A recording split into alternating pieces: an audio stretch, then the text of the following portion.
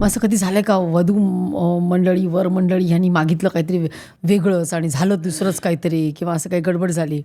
नाही basically we are very professional. म्हणजे असं कधी होतच नाही आत्तापर्यंत. एवढी लग्न केली पण झालेलं नाही असं कसं काय. परंतु त्यांची मागणी आमच्याकडे स्पेसिफिक, आम्ही व्हेरी वेल प्लॅन्ड करतो. कारण तुमच्या रिक्वायरमेंट काय, वधूच्या वराच्या रिक्वायरमेंट काय, हे सगळं स्पेसिफिक. रूम अलॉटमेंट काही VIP रूम्स असतात तर त्या वरालाच द्यावं लागतं. ते पण अलिखित नियम येतो.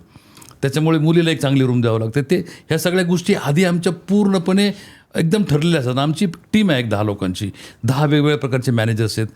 वेडिंगसाठी एक स्पेशल आम्ही एक टीम आहे, ते सगळं काम हे करतो. मग त्याच्यामध्ये कारण लग्न असं आहे की एक चूक झाली तर आमची वाट लागली. त्यामुळे ती चूक व्हायला आम्ही होऊ देत नाही शक्यतो. आता एक उदाहरण तुम्हाला मी सांगतो, असंच तुम्ही आता आठवलं म्हणून सांगतो. एक लग्न झालं आमच्याकडं. आता आमच्याकडं गाड्या ठेवायची जागा खूप कमी असते. म्हणजे की लग्नाला भरपूर लोक येतात. तर त्यांनी एक मोठं लग्न होतं, एक मोठ्या श्रीमंताचं लग्न. श्रीमंत मला नंतर कळलं, कारण मला सुरुवातीला बुक करताना कळलं नाही, पण नंतर कळलं. ते मराठी लग्न असल्यामुळे त्यांनी आता आम्ही आमचं ते हायराला सुरुवात करतो.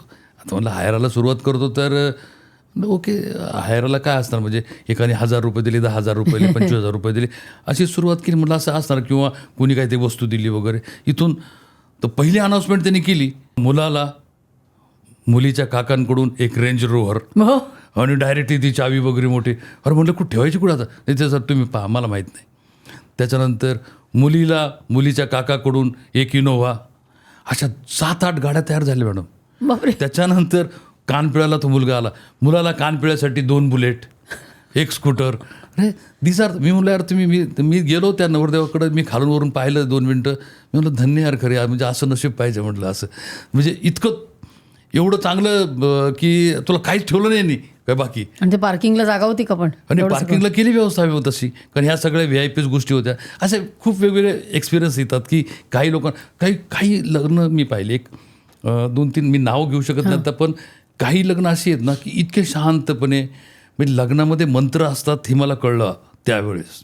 इतके शांतपणे मंत्र आणि त्याच्या विधी इतक्या व्यवस्थित असतात. फक्त 100 लोक होते.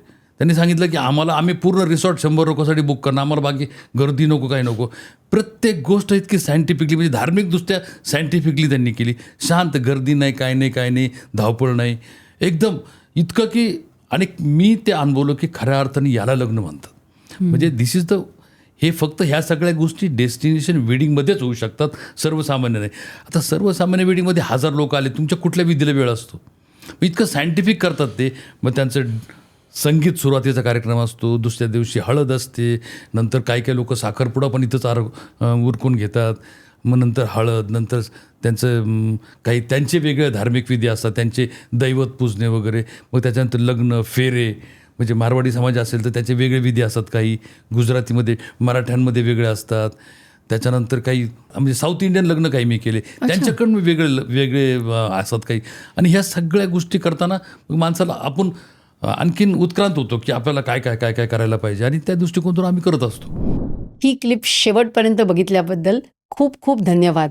संपूर्ण एपिसोड बघण्यासाठी खाली दिलेल्या लिंकवर क्लिक करा आणि सर्व काही चॅनलला सबस्क्राईब करायला विसरू नका.